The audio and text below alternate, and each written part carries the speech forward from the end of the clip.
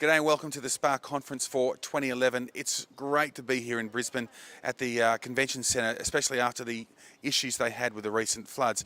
This is going to be a terrific conference. We're going to have a video for you every day, and in today's video we'll talk to CEO Andrea Slattery, who'll give us her thoughts on the conference, her expectations, and maybe a bit of goss about some of the things that have happened in the lead up as well. Now, throughout the days, you're going to see a film crew. Please go up to them, have a chat, tell them your thoughts, maybe even a decent financial planner joke. I thought of a finance joke the other day. Storm. Sure you've got better. Enjoy the conference.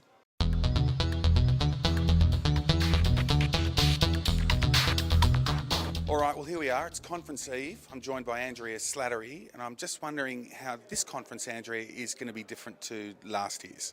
Well, this year is actually, we've got more technical, we've got more strategy, we've got greater opportunities of networking, and it's actually the biggest one that we've ever had. We've got about 1,150 people attending, and we've gone to a big venue, and we've also gone to have a bigger and better entertainment value as well. Nice of you to say, looking at me and smiling.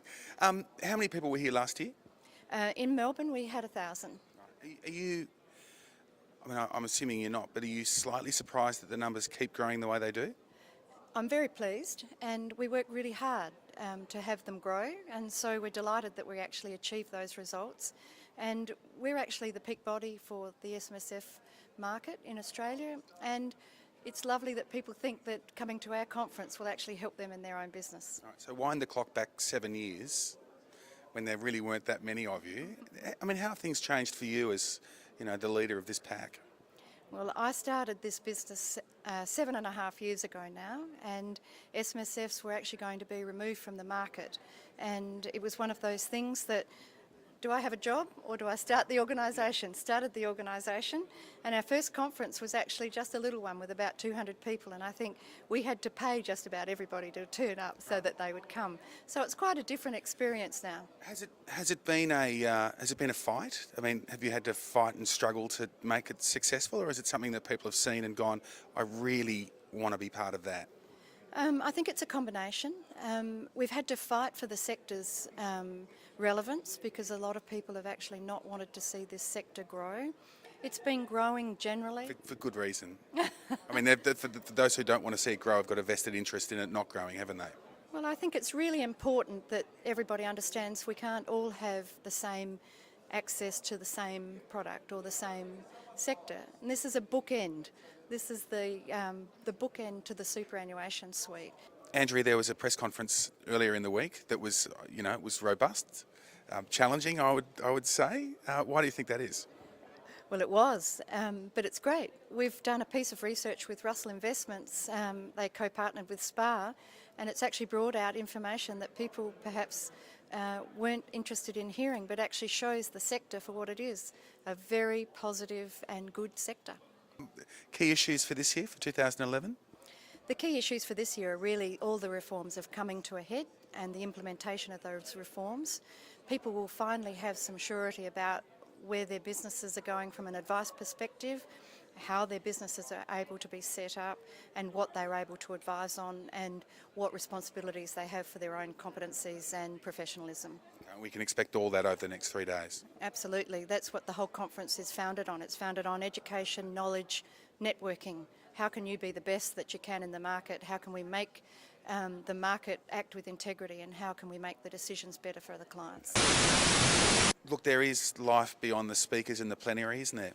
Yes, there is. We've actually got a wonderful exhibition hall, and we have some magnificent companies and organisations that have come here and sponsored our event, and they have normally brought their chief decision makers and their executives. We encourage them to do that so that they can actually do business with the attendees that actually come here as well.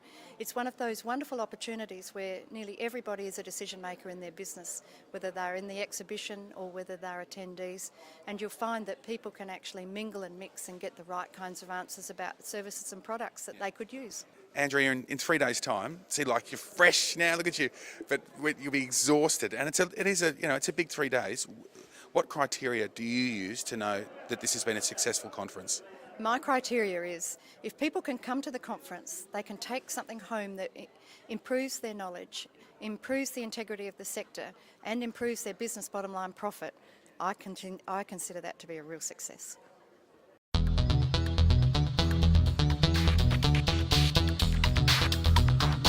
But let me delve into a little bit of the report and some of the things that we have found.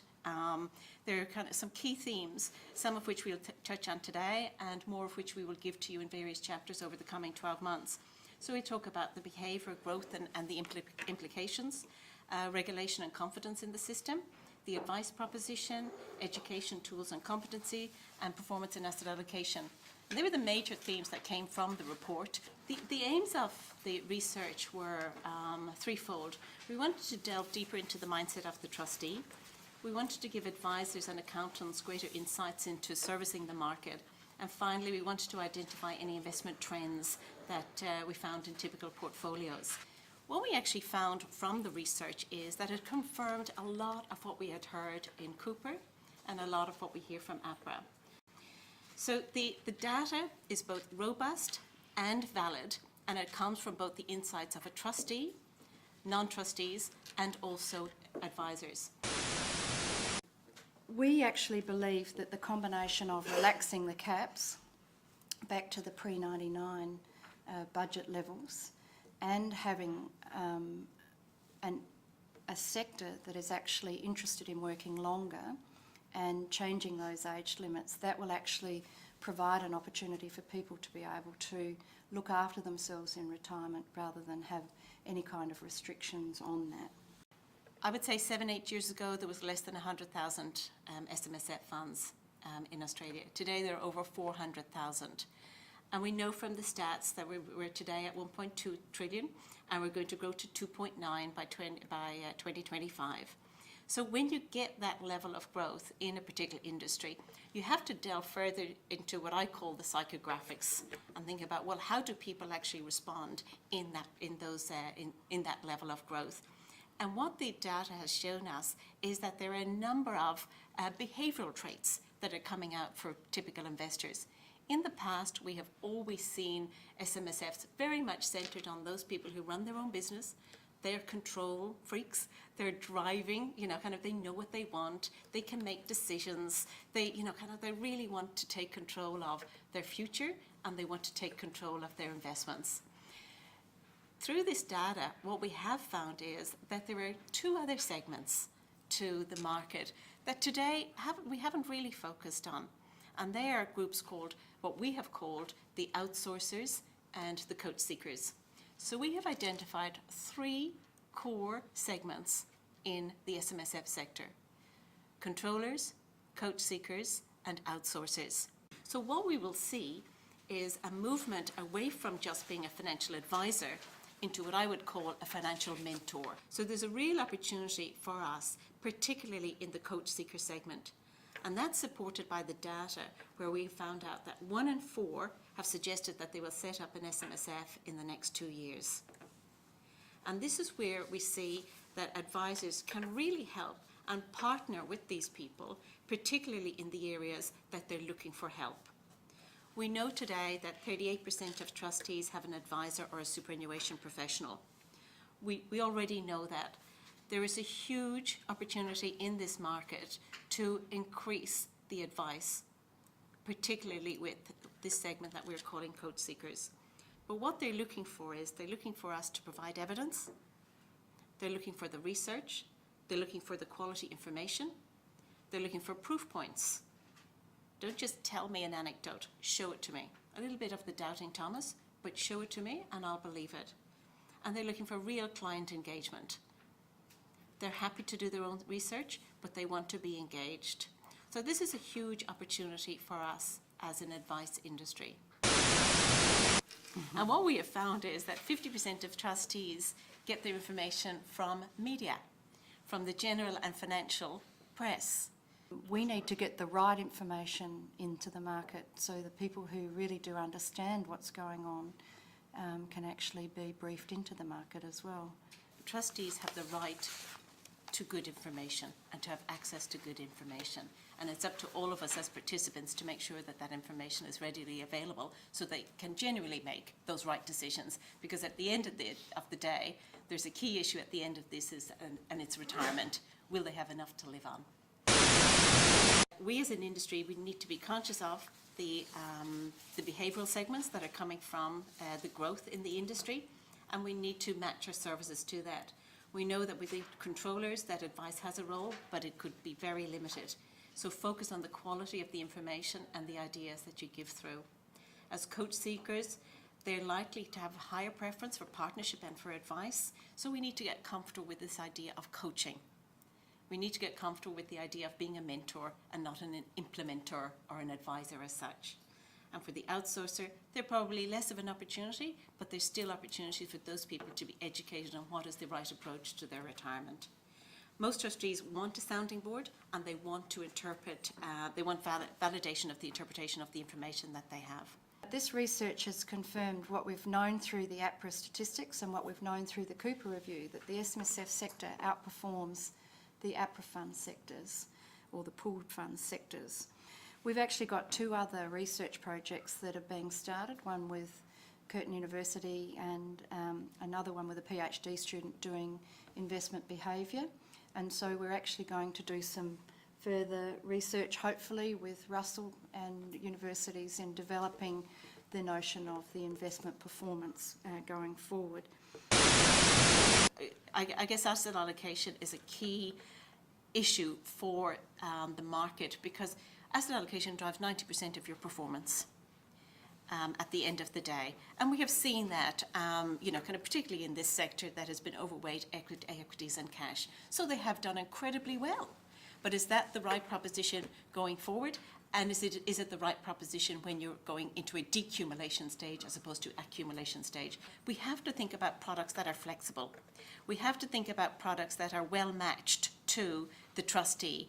And the criteria that you have to think against would be, okay, what level of control do they have? What are the cost issues? Is there greater diversification? Can they get capital growth? Can they get high growth?